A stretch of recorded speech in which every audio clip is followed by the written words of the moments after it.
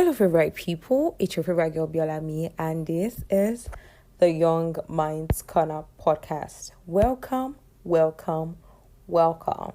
Ha! All right. So today is day 6 of the Podmas series, and today is Saturday, so we are chilled. Okay, very, very, very chilled. Today we want to talk about creating healthy boundaries.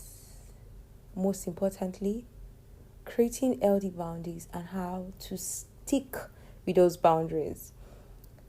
I believe that most young adults these days are very, and I think it's relating to like the labeling that has caused us to act in this manner, the labeling that have caused us to really do this, because like they will always say, oh, we don't know how to respect boundary, we don't know how to do things, we don't know how to say something and keep to it, we are not disciplined, and all those negative things. But today, I'm not talking about the negativity. Nah, today's Saturday, so we are chilled, baby, chilled. Okay? So, creating healthy boundaries and how to stick with those boundaries. Okay? First of all, I want us to know that boundaries are not walls. They are doors that have lock. That you can say, okay, hi, I think this is your boundary, get out. This is your limit, whew, get out of my face. And for this door, you choose who to enter and who to say, okay, I don't think I want you in my space. There are times where you can say, oh, yes, I want you to stay with me in this lane. Or no, this is your limit. You can't cross over. No. And most times, people don't know how to stick with them. Even boundaries to yourself. Oh my God. And this one really allowed me talk so much. As much as we create boundaries for others, young adults don't know how to create boundaries for themselves. They don't know how to create boundaries for themselves and say, okay, Biolami, you are going to do this. And this actually boils back to discipline. Like the strongest man they always say is the man who is disciplined. Somebody who has disciplined himself before he comes out to say, okay, yes, I want to discipline other people, or I want to tell other people to do other things. And because today is Saturday, I would like us to talk about rest and how it is a very crucial thing, and how we should stick with it and also own it as one of our boundaries, right? So research have actually shown that most young adults in this generation find it average young adults, let me not drag myself, average young adults in this generation find it really difficult to rest. They might not actively be doing anything, but for them to sit still and say, yes, my mind is shut down, my body is shut down, I want to really sleep. And again, this is one of the things I'm actually struggling with. I think in November, I was really on the run. Like, I was always on the transit. Like, there was no week in November, I think, except from the last week, first week, second week, third week, I was always running. So most of the time, my second trip, when I was on my first trip, my second trip, I was thinking about the second one, right? I was thinking about the second trip as I was on the first one. So even in my sleep, at the time, my friend would always call me and say, Biolami, how are you? I would say, oh, I'm fine, but I'm actually thinking in my dream. I am sleeping, but like my mind is not sleeping. And this is actually the life of many young adults. We might not necessarily be doing anything. We might not necessarily be actively doing anything, but our mind is constantly in a race, doing only what God understands, right?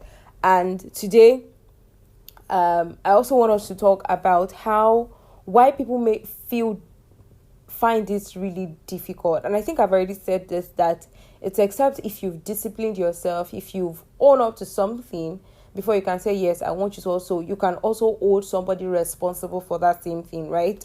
So, and another thing I think would actually hold people back from taking or standing firm to their boundaries is trauma. I think, you be like, yes, this thing have happened before. I don't think I have the boldness to own up to this phase of my life, to own up to this decision and say, okay, yes, I would not talk to anyone who do not respects me again. That's an example. I will not talk to anyone who do not respect me again. So if you smell any disrespect, you cut that person off. But for somebody like that, now imagine that person who is trying to hold up to their self has low self-esteem. There is a percent in their mind that would always tell them that, are you sure you're good enough? Are you sure? Are you sure? Are you sure? What if nobody wants to talk to you? What if nobody wants to play with you? What if we want to finish you? And this is actually a very crucial thing for us to understand and own up to and identify in this generation, because before you can actually do something, before you can even create a boundary, you have to first of all recognize and identify that problem before you can set a boundary to it. You have to first of all understand your environment and know that, yes, there's supposed to be a door here before you fix the door. All right, so I think that is just one thing we need to know, that sometimes we find it really difficult to set personal boundaries, where you're like, I won't. Okay, so personally, I have one very crucial boundary that I've actually broken since adulthood have been adulting me, is that I don't take calls after 9 p.m. And even if I'm going to take calls, I think they are always very, very important, or very, maybe like strange calls, or someone, of course, not on no numbers. Why are you calling me at odd hours? Because I consider 9 p.m. as an odd hour. But like someone who have not called me like in a while, and all of a sudden you're calling me at that time, I would maybe pick it. Maybe if you call the first time, I wouldn't pick it. But if you call the second time, I would pick it. Those are like personal boundaries, like dropping your phone, digital boundaries. My generation do not have that one bit. They do not have it. My friends, there are some of my friends that when I text them 2 a.m. in the morning, they are awake. Like, hi, this.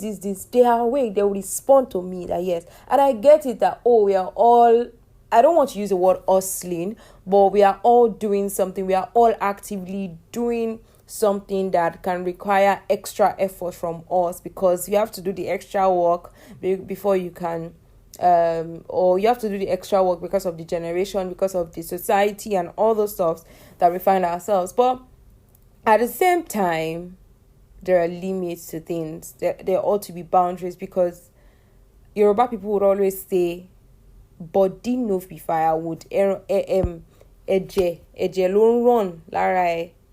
I don't know how to say it in Yoruba, but yes, apologies, apology, man. Thank you very much. My dad and my mommy was not listening to this rubbish that I just said.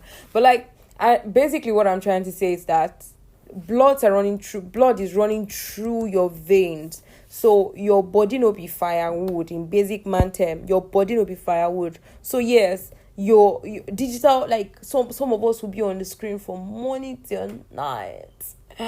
You are not protecting your eyes, you're not protecting your brain. I remember when I was still actively working in like a very techie setup, and I resumed my duty post. I'm talking. I was at the radio station.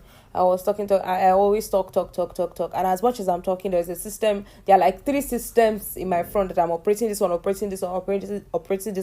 Because I have to do scheduling for this one. I have to queue in this. I have to queue in that. And sometimes I can be there for like 6 hours, like 6 straight hours. I start to realize that my head was, and I use glasses.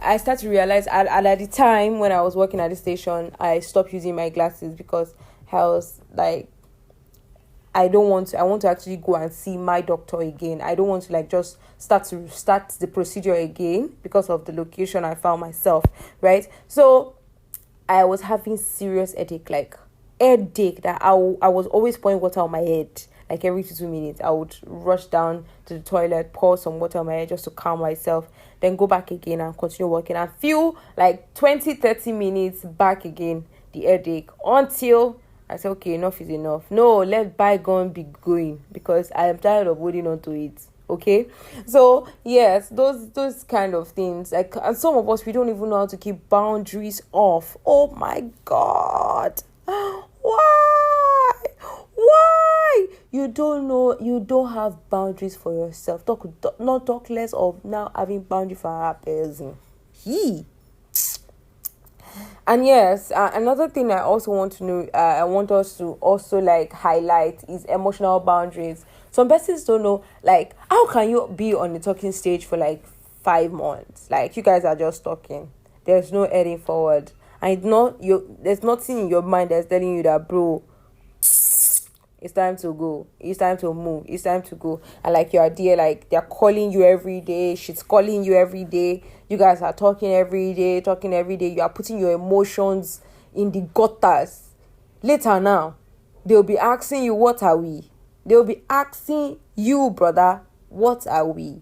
Because you guys were nothing. Nothing was stated. You did not secure your emotions. You just allow your emotions flow. Like, you did not create boundaries for yourself. You did not protect yourself. You did not communicate correctly. It is well with your soul. So another aspect I would like us to talk about is how to set boundaries without conflict.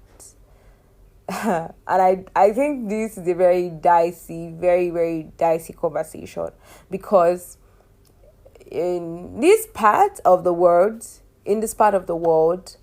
when you reject someone, like, every human find it really difficult, find it really strange to accept rejection.